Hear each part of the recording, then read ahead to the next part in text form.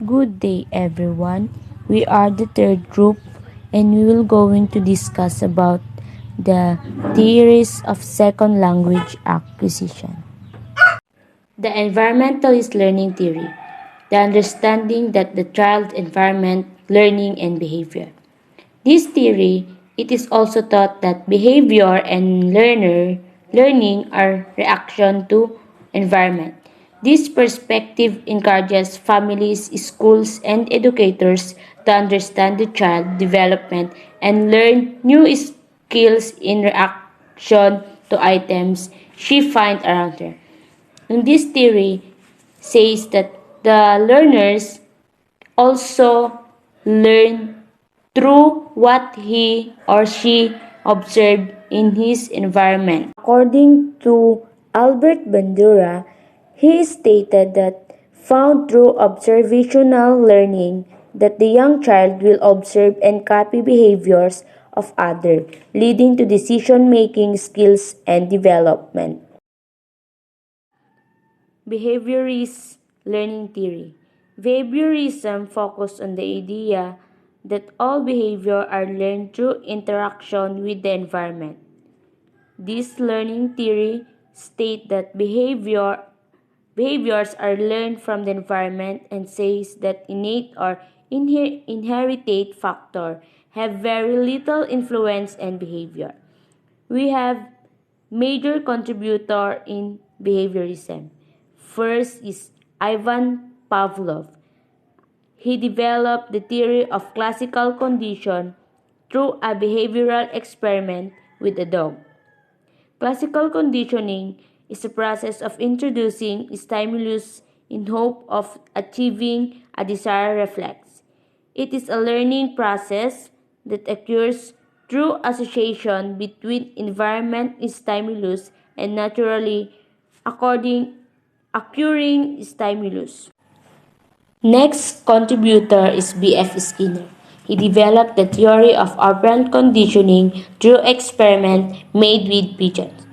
Operant conditioning, it is the process of introducing a stimulus with the hope of achieving a desired response. When we say operant conditioning, it is a learning process that is the result of shaping behavior through a reinforcement of stimulus response. We have two kind of reinforcement: positive reinforcement and negative reinforcement. Positive reinforcement, encouraging a behavior through positive sequence. For example, is candy as a prize for reciting. And for negative reinforcement, removing a negative stimulus as reward for certain behavior. Example is no homework if everyone's perfect the quiz. Next is contrastive analysis hypothesis. Contrastive analysis hypothesis is a way of comparing languages in order to determine potential errors for the ultimate purpose of isolating what needs to be learned and what does not need to be learned in a second language learning situation. The ultimate goal of constructive analysis is to predict areas that will be either easy or difficult for learners. Or the goal of constructive analysis is to predict linguistic difficulties experienced during the acquisition of the second language as formulated by Robert Lado in the year 1957. According to Robert Lado presented the constructive analysis hypothesis in his book Linguistic Cross-Culture in year 1957. He stated that we can predict and describe the pattern that will cause difficulty in learning and those not cause difficulty by comparing systematically the language and culture to be learned with the native language and culture of the student. It says that through systematic comparison of a language and culture of a target language and the language and culture of its native language, then we can predict and explain the pattern that causes the difficulty of learning in the second language. The position that was developed with regard to the contrastive analysis hypothesis framework, the strong view, moderate view, and weak view. Strong view, it is the change that has to take place in language behavior of a foreign language student can be equated to the differences between the structure of the student, native language and culture, and that the target language and culture. By Bonatti, Traeger, Walder, 1966. Moderate view, the categorization of abstract and concept pattern according to the perceived similarities and differences is the basis for learning. Therefore, wherever patterns are minimally distinct, form or meaning is one more system confusion and resolve. And lastly, weak view. It is a linguistic difficulties are explained a posteriori instead of being predicted a prior to understand the sources of error by utilizing and intuitively contrasting a general knowledge of language 1 and language 2. Inatis theory. Inatis theory, first language acquisition perspective. Naum Chomsky, 2002, stated the Inatis theory. He mentioned that children were born with the ability to acquire language innate. He argued that language acquisition of children be related to their innate ability of biological language acquisition device. To Inatis theory, language is an important method of communication for people. The ability to understand a first language creates the opportunity to unlock knowledge that human is believed to be able to process innately.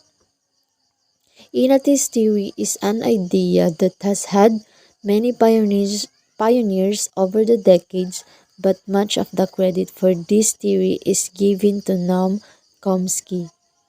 Cognitive theory is a way of learning that helps students use their brain more effectively. This method of learning is active, constructive, and long-lasting. This theory encourages the student fully engaged in the learning process. Thinking and remembering to get easier. Cognitive learning isn't about memorization or repetition. It's about developing true understanding and it's about learning how to learn. Nativization model. Nativization is the process of a person becoming fluent in a language that is not their original tongue. This occurs because the adult parent's second language become the native language of their children. The technique is also given a name that is peculiar to the language. Nativization is a term used by linguists and Creologists to describe a situation in which the second language is pidgin.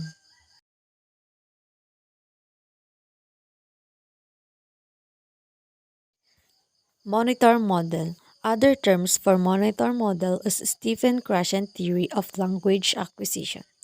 It is a group of 5 hypotheses concerning to the acquisition of second language. First, we have acquisition learning hypothesis. The primary hypothesis is the acquisition learning. It is considered as the most fundamental of the 5 hypotheses and the most widely known among language linguists. There are two independent systems of foreign language performance, the acquisition and learning. Acquisition means learning something by your own. It is a product of subconscious process. So basically, it is a process of acquiring knowledge without knowing or being aware of it. While learning means gaining knowledge or skill by studying, practicing, being taught, or experiencing something. It is a product of formal instruction and it comprises a conscious process which results in conscious knowledge about the language.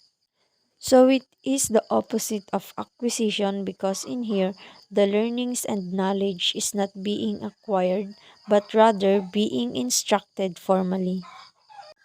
Next, the monitor hypothesis. Conscious learning is available only as a monitor, which can alter the output of the acquired system before or after the utterance is actually spoken or written. It is the acquired system which initiates normal, fluent speech utterances. This explains the relationship between acquisition and learning and defines the effect of learning to the acquisition. So basically, the function of this hypothesis is the practical result of the learned grammar. The acquisition system is the utterance initiator, while the learning system performs the role of the monitor or the editor.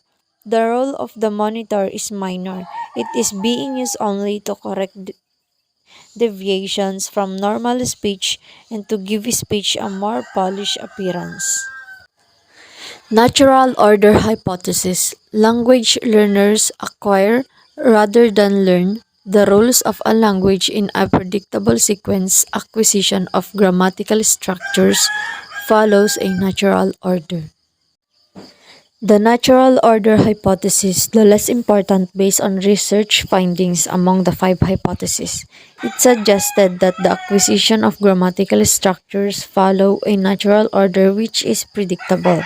Yes, it is predictable, but it does not mean that natural order will make it affect on learners at the same time because some grammatical structures tend to be acquired early while others late, and it depends on the learner's age, background, conditions of exposure. Input hypothesis.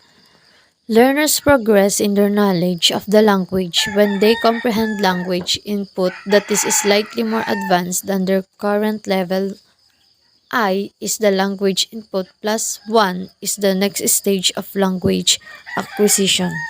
This attempts to explain how the learner acquires a second language, how second language acquisition takes place. So it is more on how a certain knowledge or learning about second language is acquired or placed in person's mind. The learner improves and progresses along the natural order when he or she receives second language input that is one step beyond his/her current stage of linguistic competence. If the learner's knowledge about second language is currently at level 1, he can learn level 2 if he receives the input of second language. If not, then there is none. Also, this process is done along a natural order. For example, if a learner is a stage I, the acquisition takes place when he/she is exposed to comprehensible input that belongs to level I plus 1. Lastly, the effective filter hypothesis. People acquire second language when they obtain comprehensible input and when their effective filters are low enough to allow the input into the language acquisition device. So, a number of effective variables play a facilitative but non-casual role in second language acquisition. So, there are composed variables in effective filter hypothesis, and their role is only to facilitate second language acquisition. These are motivation, self-confidence, anxiety, and personality traits. Creative construction theory. The CCH emerged in the 1970s. It was based on a critical appraisal of the role of interference in second language acquisition. According to the CCH, the native language of a learner does not have much influence on the acquisition of another language. Moreover, the CCH held that there is not much difference between first and second language acquisition. Interlanguage hypothesis theory refers to the linguistic system of learner language produced by adults when they attempt meaningful communication using a language they are in the process of learning. The construct of interlanguage was proposed by Larry Selinker in 1972 and stimulated the first research studies in the new field of second language acquisition. In his 1972 paper, Selinger proposed that interlanguage have all the normal properties of natural language. In other words, they are systematic and bound by rules in the same manner as any other language. Furthermore, Selinger proposed that interlanguage is based on three basic principles: overgeneralization from patterns found in the language being learned, transfer from patterns found in the learner's native language, and fossilizations, the phenomenon of learner's language ceasing to develop. Interactionist theory. According to Coakley 47, it is based on the idea that human beings, as they interact with one another, give meanings to themselves, others, and the world around them, and use those meanings as a basis for making decisions and taking actions on their everyday lives. Interactionists believe that society and culture and our own identities are produced from the bottom up, from patterns of interactions and behavior. Sociocultural theory. Sociocultural theory is an emerging theory in psychology that looks at the important contributions that society makes to individual development. This theory stresses the interaction between developing people and the culture in which they live. Sociocultural theory also suggests that human learning is largely a social process. Vygotsky and sociocultural theory. Sociocultural theory grew from the work of seminal psychologist Lev Vygotsky, who believed that parents, caregivers, peers, and culture at large were responsible for developing higher order functions. According to Vygotsky, learning has its basis in interacting with people. Once this has occurred, the information is then integrated on the individual level. Sociocultural theory was created by Lev Vygotsky as a response to behaviorism. The main idea of the theory is that the way people interact with others and the culture they live in shape their mental abilities. Vygotsky believed that parents, relatives, peers, and society all have an important roles in forming higher levels of functioning. As stated by Cole, John Steiner, Scribner, and Soberman, sociocultural theory is the belief that every function is the child's cultural development appears twice. First, on the social level, and later on the individual's level.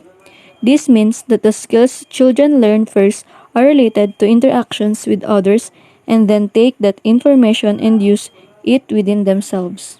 Discourse theory. Discourse theory proposes that in our daily activities, the way we speak and write is shaped by the structures of power in our society, and that because our society is defined by struggle and conflict, our discourses reflect and create conflicts. It is the idea that language learning evolves out of learning how to carry on conversation. It follows from a theory of language use in which communication is treated as the matrix of linguistic knowledge, that language development should be considered in terms of how the learner discovers the potential meaning of language as he participates in communication. Acculturation model. Acculturation model is a second language acquisition model designed by John H. Schumann in 1978. It is based on the social psychology of acculturation. It maintains that certain social and psychological variables cluster into a single variable acculturation. In second language acquisition, the acculturation model is a theory proposed by John Schumann to describe the acquisition process of a second language by ethnic minorities that include immigrants, migrant workers, or the children of such groups. This acquisition process takes place in natural context of majority language setting. The main suggestion of the theory is that the acquisition of a second language is directly linked to the acculturation process, and learners' success is determined by the extent to which they can orient themselves to the target language culture. Accommodation theory. Accommodation theory attempts to explain how people adjust the way they talk depending on who the audience is. Generally, there are two ways in which a person can adjust their speech. This is the speech convergence and the speech divergence. Accommodation theory was developed by Howard Gillis and others in the 1970s. It suggests that we adjust our speech to accommodate the person we are addressing. This may result in convergence and divergence. Convergence and divergence. Convergence. Converging is when you change the way you talk about sound more like the person you're talking to. This is more common and occurs when we move our speech closer to that of the other person. Divergence. Divergence is often seen as the opposite of speech convergence. Speech divergence is deliberately selecting a style of language different from the speaker. It is when people's speech styles move further apart.